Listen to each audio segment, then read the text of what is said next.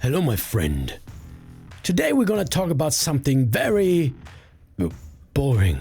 Well, it's not boring. Well, it's just a little bit boring. But the good thing about it is it's very useful. Very useful. So with that said, let's dive right into it.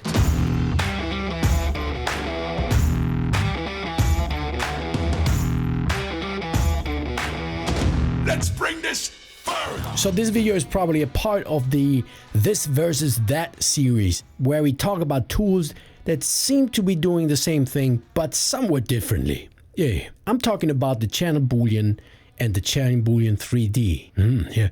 So before we compare those tools, for those people who are new to Fusion, let me just give you a very brief explanation on what the channel Boolean does. Okay, so I have this gradient on the left and this gradient on the right. Okay, the channel Boolean is basically like the shuffle node in Nuke. If you don't know that, okay, just keep watching. Let's say I want to shift the blue from this image into the image here. The way you do that is using the channel Boolean, and you just say do nothing to the channels that you don't want to shift. Okay, so now we are basically shifting the blue from the foreground to the blue of the background here. And you see it results in this image here. Of course, you have all kinds of operations in here. For example, add, subtract, multiply, the famous ones, and so on and so on. But there's more you can do with this tool. So on the right side, you can see the auxiliary channels tab. And what you can do here is, if you enable it, you can shift all kinds of channels into all kinds of channels.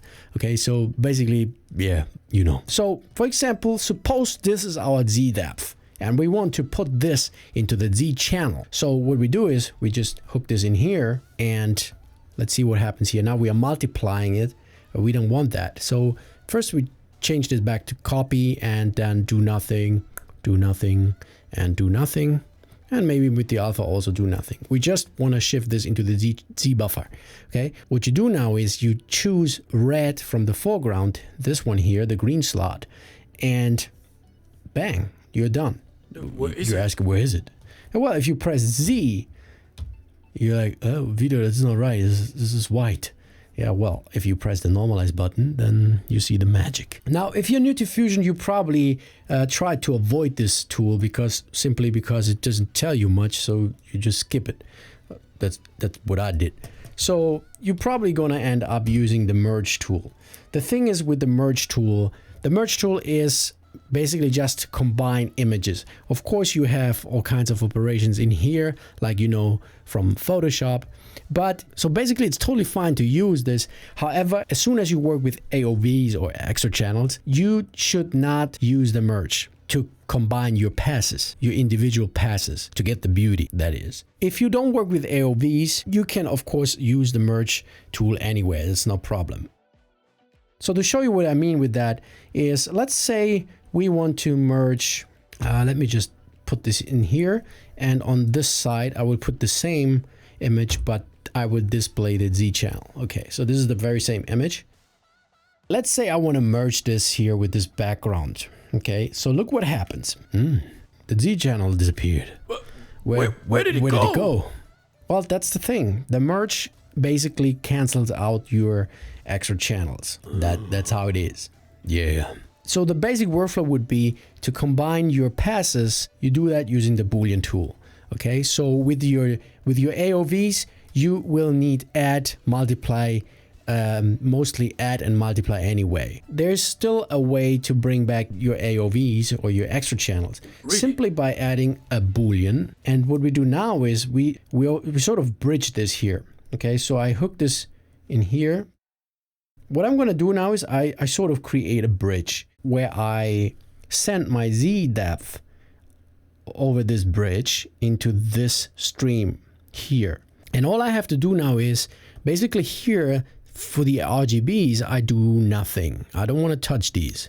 I don't touch these. So in here in the auxiliary channels, again, enable. And this time we say, take the Z buffer from the foreground and simply put it into the Z buffer channel. No, the rum belongs into your mouth. And if we check the Z channel, There you go. Hey, what about that channel Boolean 3 you mentioned before?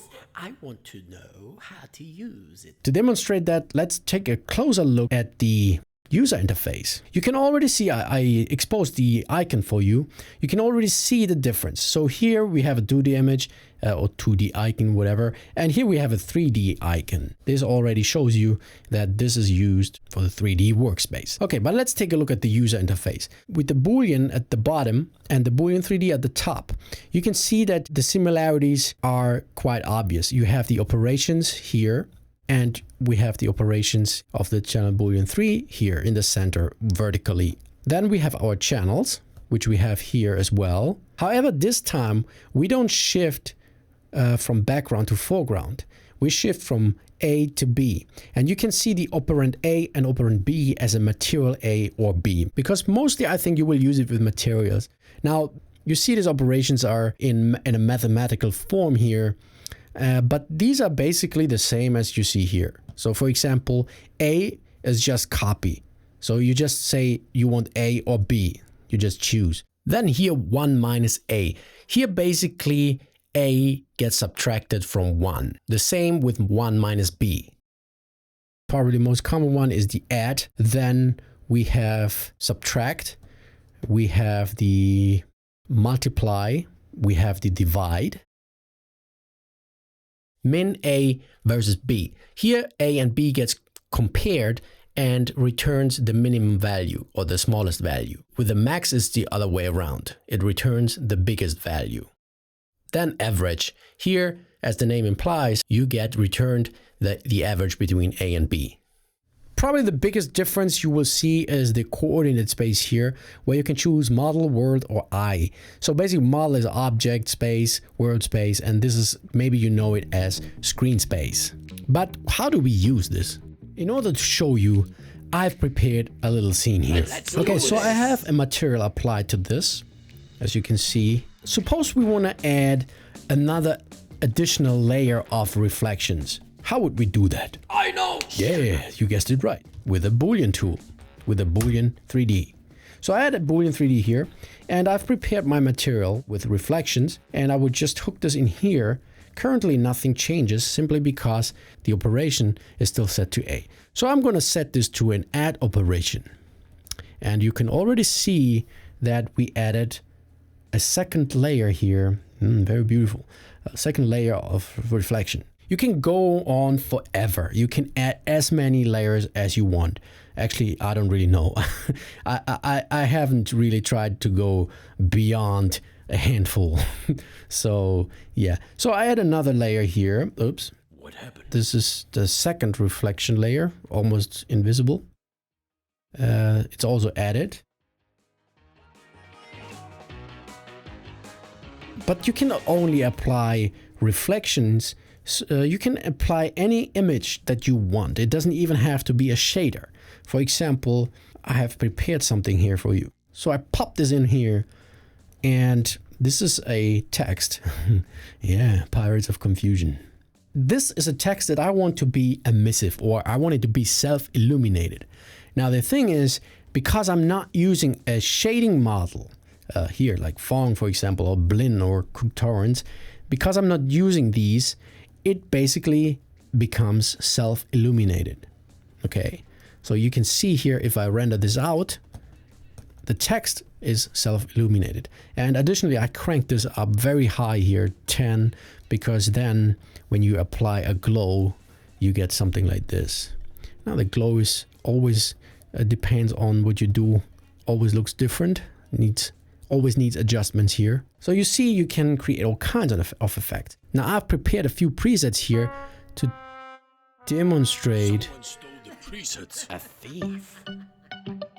So I've prepared a few presets, but they got deleted for some reason. I don't know why. Must have made a mistake somewhere along the line. But okay. So another thing you can add is a fall off, for example. Okay, so we add the fall off here. And I'll change this to a gradient, and perhaps you see all kinds of things you can do here just by adding a fall off.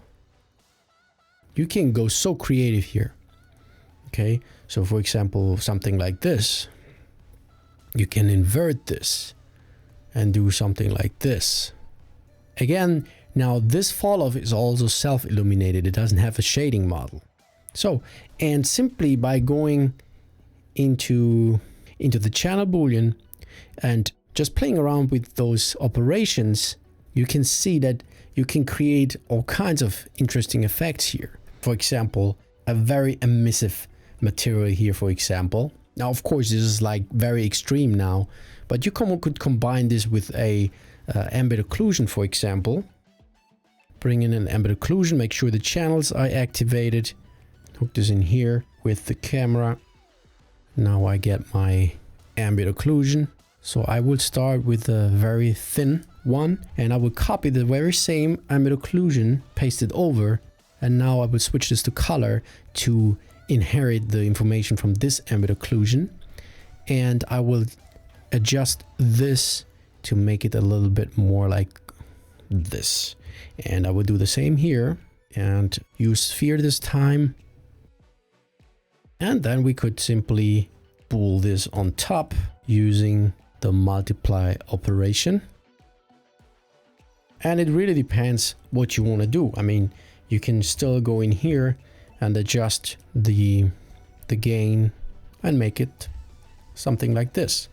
I mean, isn't this beautiful? I mean, you have to see that this is no PBR or whatsoever. You know, this is very, very old school OpenGL. This is like retro, man. Yeah. So I think it's still beautiful how creative you can go here. Okay.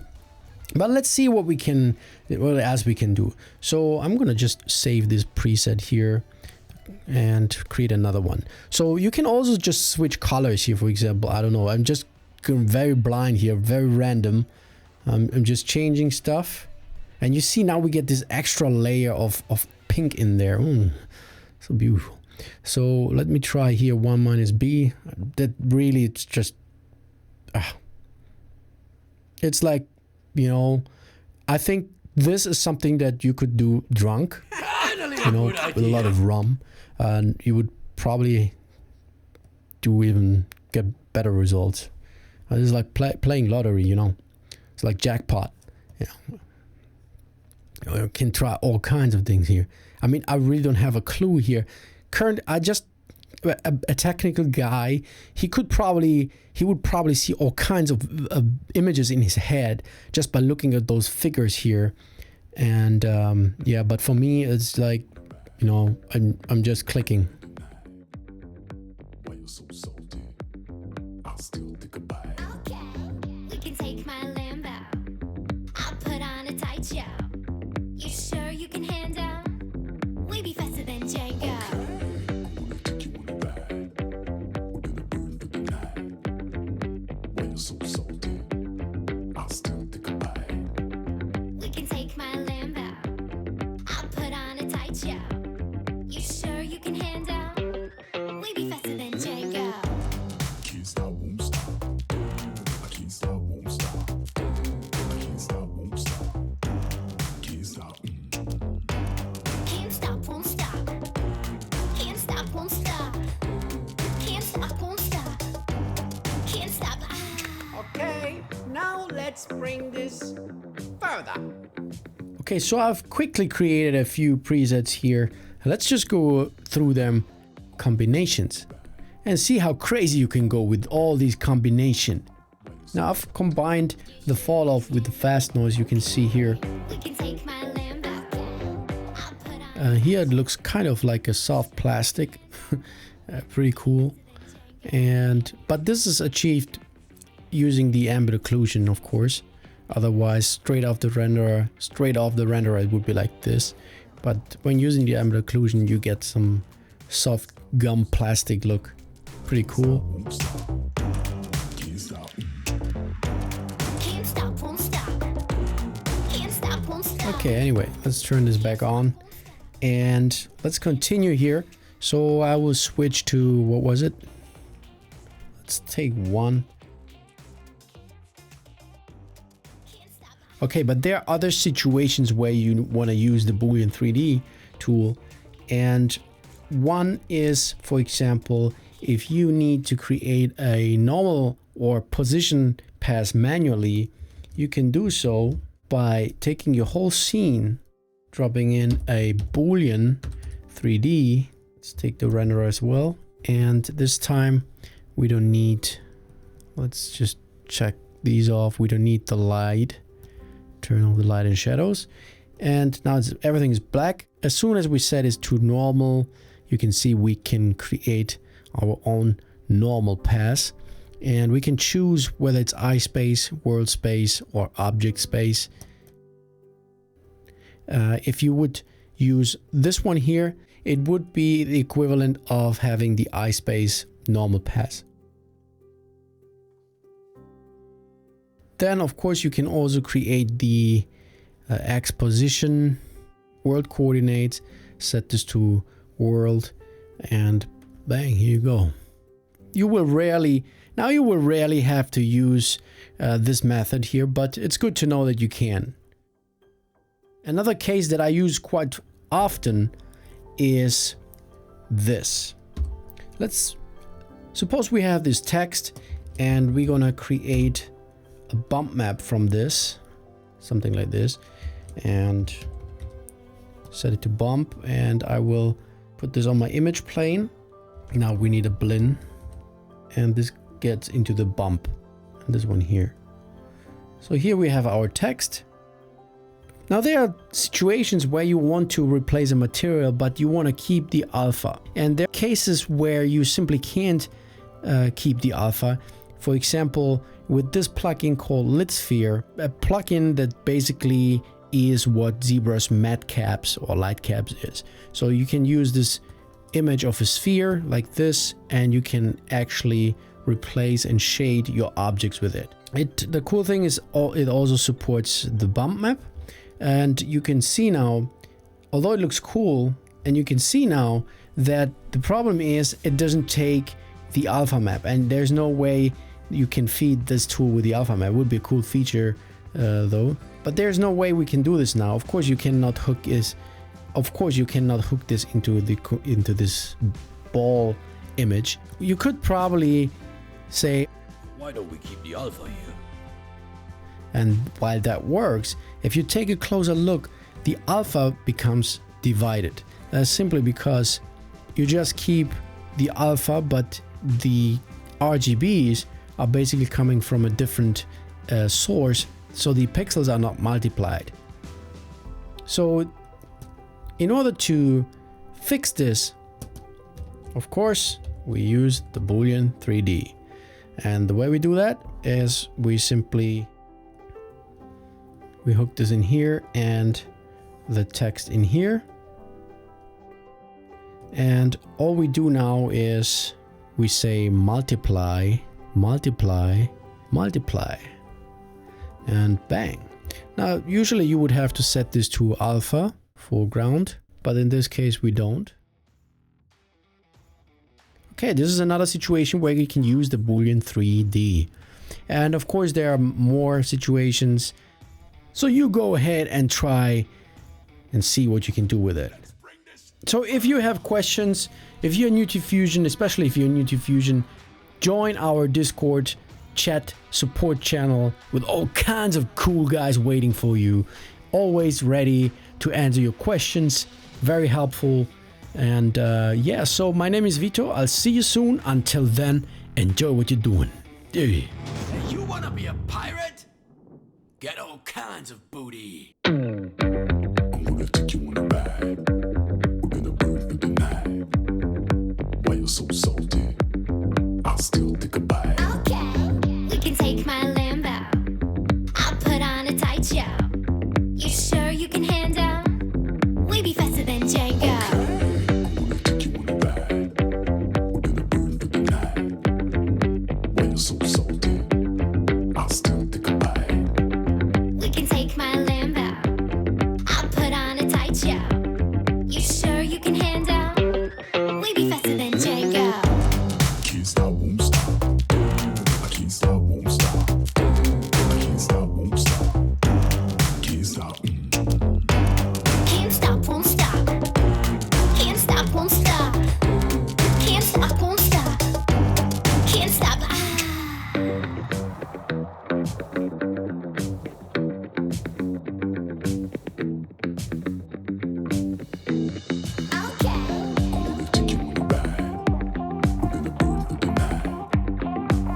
so salty. You sure you can